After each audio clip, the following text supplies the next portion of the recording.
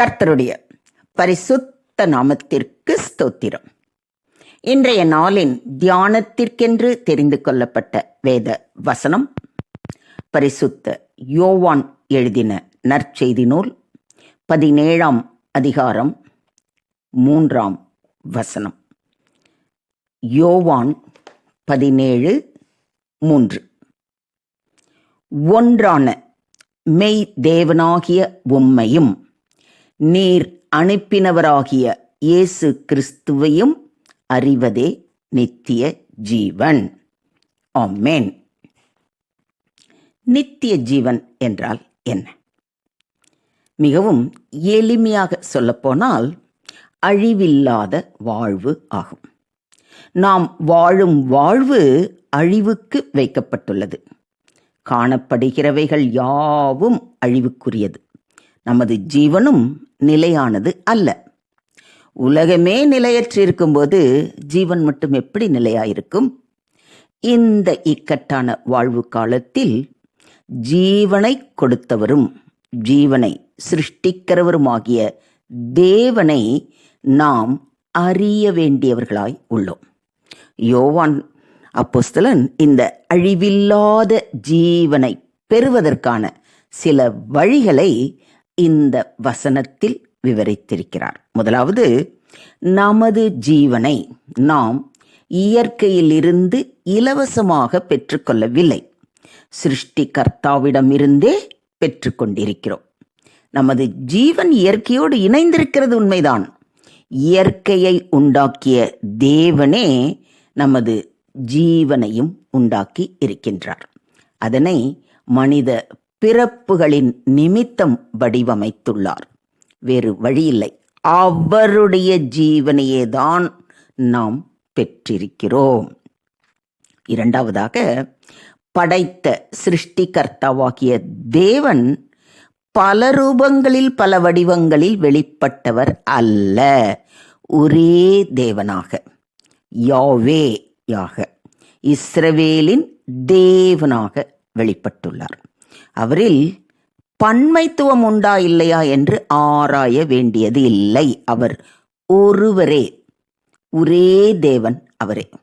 அவர் மெய்யான தேவன், ஜீவனுள்ள தேவன், உன்னத தேவன்.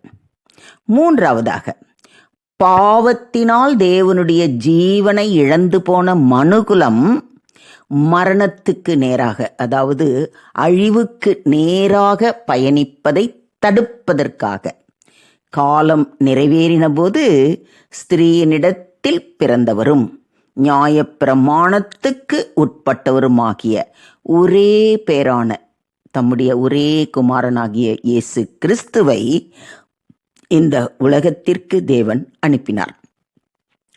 மனுகுலம் இந்த ஜீவனை மறுபடியும் பெற வேண்டுமாயின் இந்த இயேசுவை ஏற்றுக்கொள்ள வேண்டும்.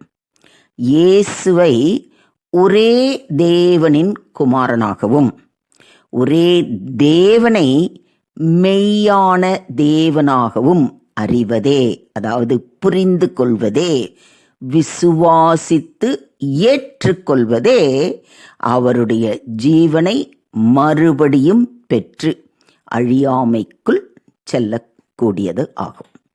அழியும் பொருள் அழிவையையும் அழியா ஜீவன் அழியாமையையும் உருவாக்குகிறது. எல்லாருக்கும் ஜீவனையும் சுவாசத்தையும் சகலத்தையும் கொடுக்கிற அவர் தமக்கு யாதொன்று தேவையானது போல மனுஷர் கைகளினால் பணிவிடை கொள்ளுகிறதும் இல்லை. மனுஷ ஜாதியான சகல ஜனங்களையும் அவர் ஒரே இரத்தத்தினாலே தோன்ற பண்ணி பூமியின் மீது எங்கும் குடியிருக்கச் செய்து முன் தீர்மானிக்கப்பட்ட காலங்களையும் அவர்கள் குடியிருப்பின் எல்லைகளையும் குறித்திருக்கிறார். கர்த்தராகிய தம்மை அவர்கள் தடவியாகிலும் கண்டுபிடிக்கத்தக்கதாக தம்மை தேடும்படிக்கு அப்படி செய்தார். அவர் நம்மில் ஒருவருக்கும் தூரமானவர் அல்லவே.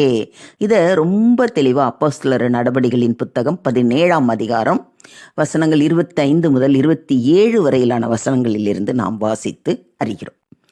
தேவனுடைய குமாரனிடத்தில் விசுவாசமாய் இருக்கிறவன் அந்த சாட்சியை தனக்குள்ளே கொண்டிருக்கிறான். தேவனை விசுவாசியாதவனோ தேவன் தம்முடைய குமாரனை குறித்து கொடுத்த சாட்சியை விசுவாசியாததினால் அவரை பொய்யராக்குகிறான். தேவன் நமக்கு நித்திய ஜீவனை தந்திருக்கிறார். அந்த ஜீவன் அவருடைய குமாரனில் இருக்கிறது என்பதே அந்த சாட்சியாகும். குமாரனை உடையவன் ஜீவனை உடையவன். தேவனுடைய குமாரன் இல்லாதவன் ஜீவன் இல்லாதவன். உங்களுக்கு நித்திய ஜீவன் உண்டென்று நீங்கள் அறியவும் தேவகுமாரனுடைய நாமத்தின் மேல் நீங்கள் விசுவாசமாய் இருக்கவும், தேவகுமாரனுடைய நாமத்தின் மேல் விசுவாசமாய் இருக்கிற உங்களுக்கு இவைகளை எழுதி இருக்கிறேன். அன்றியும் நாம் சத்தியமுள்ளவரை அறிந்து கொள்வதற்கு தேவனுடைய குமாரன் வந்து நமக்கு புத்தியை தந்திருக்கிறார் என்றும் அறிவோம். அவருடைய குமாரனாகிய இயேசு கிறிஸ்து என்னப்பட்ட சத்தியமுள்ளவருக்குள்ளும் இருக்கிறோம். இவரே மெய்யான தேவனும் நித்திய ஜீவனுமாய் இருக்கிறார் என்று யோவான் அப்போஸ்தலன் தன்னுடைய 1 நிருபத்தில் 5 அதிகாரத்தில் மிக தெளிவாக இதை குறித்து கூறியிருக்கிறார். ஸோ தேவனை அறிவதும் இயேசு கிறிஸ்துவை அறிவதும் தான் நமக்கு நித்திய ஜீவன். இதை உங்களால் புரிஞ்சுக்க முடியுதா?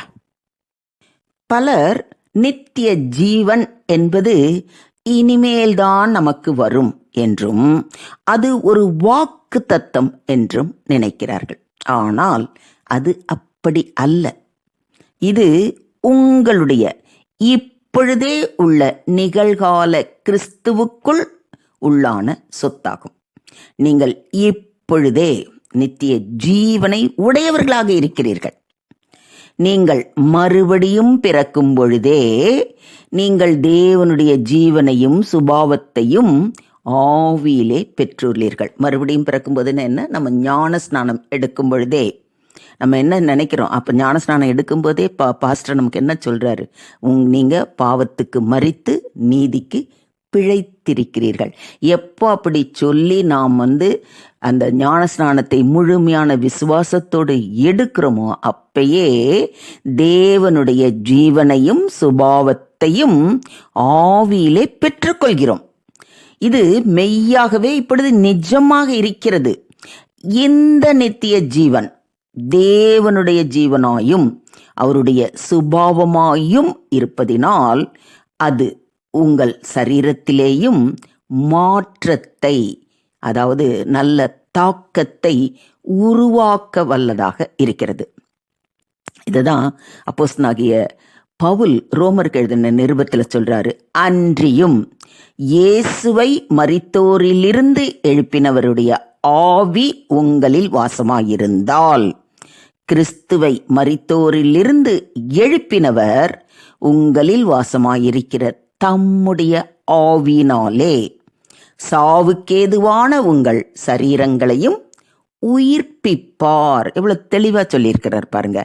இந்த குறிப்பிட்ட வசனம் எப்போது கிறிஸ்து உங்களுக்குள் நிரந்தரமாக வாசம் பண்ண தொடங்கினாரோ அன்றே உங்கள் வாழ்வின் நிரந்தரமான பரிபூர்ணமான சுக வாழ்வு நிஜமாகிறது. இந்த வசனம் சாவுக்கேதுவான உங்கள் சரீரத்தை உயிர்ப்பிக்கிறதை காண்பிக்கிறது. திருச்சபைகள் இந்த சத்தியத்தை, இந்த நிஜத்தை கவனித்து இதனையே கற்றுக் கொடுப்பார்களானால் எவ்வளவு நன்றாக இருக்கும். இந்த சத்தியத்தின் சிந்தையே உங்கள் ஒவ்வொருவர் நாள் காரியங்களிலும் நிரம்பி இருக்க வேண்டும். இதை விசுவாசிக்கிறீங்களா? ஸோ தேவனை அறிகிற அறிவில் வளர வேண்டுமானால் அனுதினமும் அவரது சமூகத்தில் அமர்ந்து முழு இருதயத்தோடும் முழு ஆத்துமாவோடும் அவரில் அன்பு கூர்ந்து அவரது வார்த்தைகளை அனுதினமும் வாசித்து தியானித்து அதன்படி நடக்க வேண்டும். அவன் சிறுமையும் எளிமையும் ஆனவனுடைய நியாயத்தை விசாரித்தான், அப்பொழுது சுகமாய் வாழ்ந்தான். அப்படி செய்வதல்லவோ என்னை அறிகிற அறிவு என்று கர்த்தர் சொல்கிறார் அல்லவா? அதுபோல அவருடைய சித்தத்திற்கு கீழ்ப்படிந்து சிறுமையும் எளிமையும் ஆனவனுக்கு நம்மால் முடிந்த உதவிகளையும் செய்து நீதி நேர்மையுடன் நடப்போம். கர்த்தரே நமக்கு நித்திய ஜீவனை அருளி ஆசீர்வதிப்பாராக. நம்முடைய கர்த்தரும் இரட்சகருமாகிய இயேசு கிறிஸ்துவின் கிருபையிலும் அவரை அறிகிற அறிவிலும் வளருங்கள். அவருக்கு இப்பொழுதும் என்றென்றைக்கும் மகிமை உண்டாவதாக. ஆமென், ஆமென், ஆமென்.